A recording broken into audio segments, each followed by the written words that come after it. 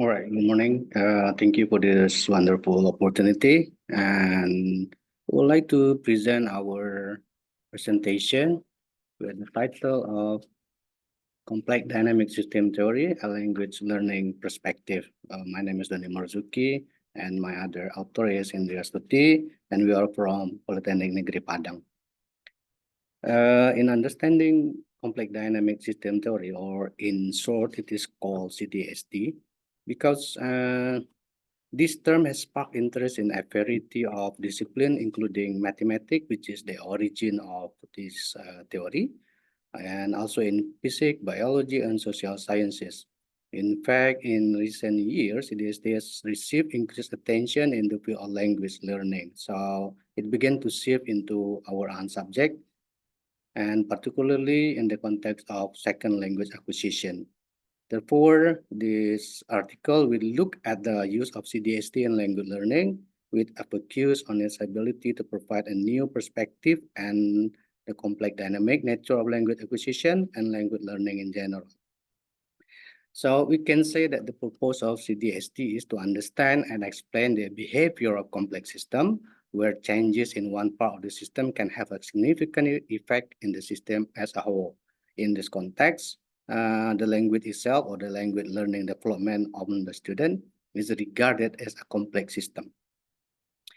In understanding the CDST, we need to refer to the chaos theory, which already give the definition of the complex system, which is consists of 8 characters. The first one is a sensitive dependent to initial condition.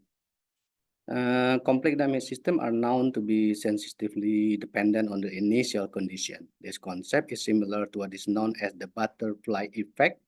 Actually, the term butterfly effect is what make the CDST common worldwide. This term used in chaos theory, a brand of mathematics used to study complicated behavior or natural occurrences of system complex dynamic. The butterfly effect simply means that a small difference in the beginning condition of a system can have a big impact on the system in the future. And one of its application is found in meteorology with a famous explanation from a meteorologist Edward Lorenz, who explained that a butterfly wings might create tiny changes in the atmosphere that may alter the path of a tornado. It may seem big, but that's the fact, yeah. And the second one is complete interconnectedness. So since language is regarded as a complex dynamic system, many of its subsystems include the lexical system such as phonological system and syntactical system are interconnected. So one such system may influence other subsystems so that changes in one of them may impact the others. And the character number 3 is non-linearity or random variation.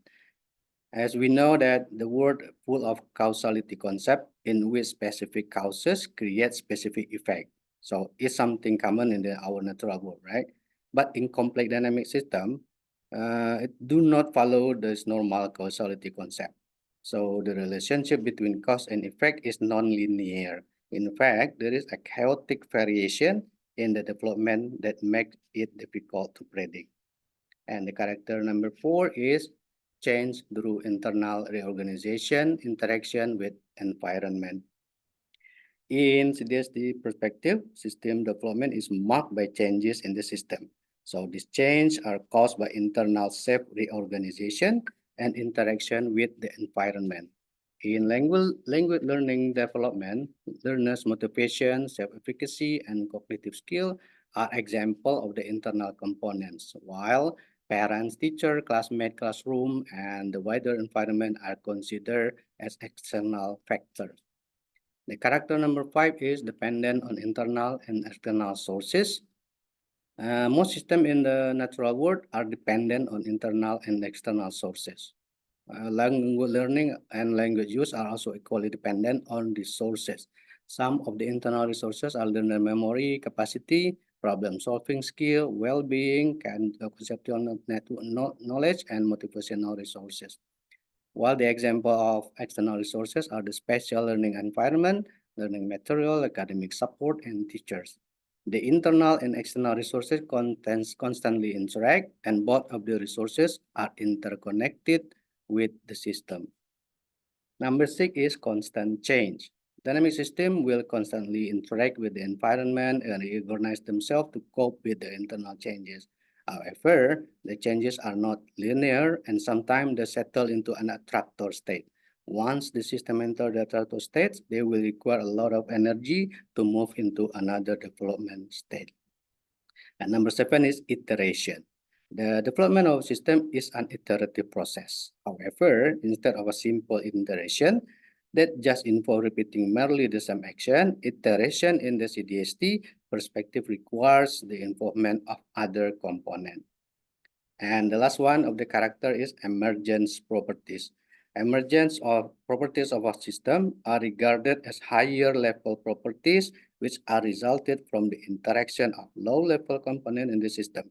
For example, a car is the emergent property of its interconnected part. A car is more than just a collection of or assembly of its part, but its existence is dependent on those parts. If a car is dismantled, then the car will no longer exist. And one important term in uh, complex dynamic systems, especially when it applied to research and language learning, is phase transition. So in short, it can be said that phase transition is a point of instability and turbulence where old patterns disintegrate and new patterns emerge. This is what we call by emergence. The appearance of this new pattern is abrupt and as a result of the cooperation of all system components. Phase transition is usually indicated by a period of extreme variability in the development. In language acquisition context, it can be said that new linguistic abilities increase abruptly from very low to very high level after experiencing a series of instability. In many language studies, phase transitions are used to indicate the point at which learners experience extreme variability in their development and investigate whether learners experience a new high level of development or developmental shift after a phase transition occurs. The findings will be useful to reveal the critical role of phase transition in learner cognitive development. However, it needs to be noted that in the application of the research, the existence of phase transition need to be indicated by some characteristic or what is called by flags. And actually, this is also derived from the chaos theory. So some flag that applied to signify the phase transition is number one, multimodality, which refer to the state in which the system in question may take more than one state for a certain period given a change in a control parameter. For example, children may perform multimodality in their language development.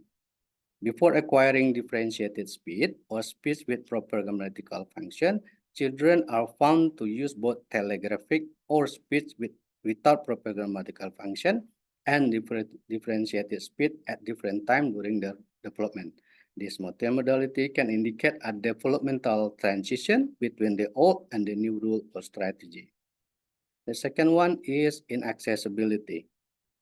This flag is correlated with multimodality actually, and it refers to the mode which is inaccessible during the multimodality occurrence. It is unlikely for children to use intermediate speech or a combination between telegraphic and differentiated, which differ from the telegraphic and differentiated speech before they completely use differentiated speech. The third one is sudden jump. Children can abruptly use differentiated speech to speak after using both telegraphic and differentiated speech in their speaking development. This abrupt change from one mode of development to another is called a sudden jump. Number 4 is divergent. Divergent means variation in the initial condition of a system development. So dynamic systems are sensitive depending on the initial condition. Therefore, small variances or influences in the initial condition could have strong and divergent effects on the system outcome. Next is hysteresis. Hysteresis occurs when the jump from one mode of development to another occurs at a different value of the normal variable than the jump in the reverse direction. Hysteresis can be found on the contradictory feeling of fear and anger of dog aggression. Fear and anger belong to the different opposite poles of the dog aggression. However, if a frightened dog is continuously provoked, it can make it angry and attack. Once it has attacked, it will continue doing so, although its anger may have reduced. So this is what we call by hysteresis. Next one is divergence of linear response. So if dynamic system lost their stability when disturbed in the vicinity of a phase transition or when phase transition approaching, the system experience what is known as the divergence of linear response. This divergence is connected to the system reaction or to disturbances or perturbation, which cause significant changes in the magnitude and make the system unstable. Next is anomalous variance. Anomalous variance refer to a large increases in the variance of behavioral variable as the transition approaches.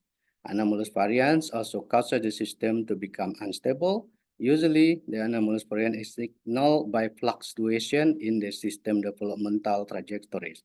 These fluctuations are regarded as an important phenomenon in understanding dynamic system development because they provide clues of how the system form pattern of development and discover new and different ways to solve problems. And number 8 is qualitative change. Qualitative change usually occurs following a phase transition. The system that experience a qualitative change will show new organizational patterns that are different from the previous pattern. For example, in the study, Baba Anita found that learners showed qualitatively changed composition in the writing after the phase transition. In general, in language studies, not all character of phase transition are required to prove the existence of phase transition. However, a study should employ more than one flex to strengthen the conclusion. So it means that if we want to do the research in complete dynamic system, we are not we don't have to apply all of those 8 flags, but maybe 2, 3, or 4 should be enough to prove that there is a phase transition occur within the participant development. So what happened to the research, especially language research within the complex dynamic domain? So number 1 is the study which is conducted by Baba Anita on EFL writing fluency. The study applied 4 flags, right? And the 4 flags are sudden jump, anomalous variant, and divergent, plus the qualitative change in the tractor analysis. So the participants are L2. The study actually investigate the development of L2 writing of 2 Japanese EFL students. The study found evidence of phase transition in both participants, and all the 4 indicators were identified in the data. The study concluded that a possible supra pattern of changes exists in EFL individual writing fluency development. The second one is the study from Marzuki in 2023 on EFL speech fluency. The study applied 3 flags. It's almost the same with Baba Anita. It's just those 3 flags that is used is sudden jump, anomalous variant, and qualitative change in the attractor. The study used the same speaking task with different content and topics to investigate the development of 2 EFL learners' speech fluency. The participants had different proficiency levels. The study found that only the participants with high proficiency indicate a phase shift or phase transition in the development. This finding indicated that EFL speech fluency development could be influenced by level of proficiency and content familiarity of the task. Next study was conducted by Evan in 2019. This is actually a dissertation which investigated the diachronic development of complexity, accuracy, and fluency in second language oral production. The study used a process-oriented nonlinear time series analysis to examine the growth, regression, and synergistic relationship among these constructs in an untutored learner of English as a second language. The study concluded that the diachronic development of complexity, accuracy, and fluency in second language oral production exhibits non-linear pattern, with complex language system being immutable and emphasizing intra-individual variability. So it can be concluded that the importance of considering the complex and dynamic nature of language acquisition in and teaching and the need for more nuanced and context-specific approaches to understanding and improving language education outcome. So that's all my presentation, and thank you very much for your attention.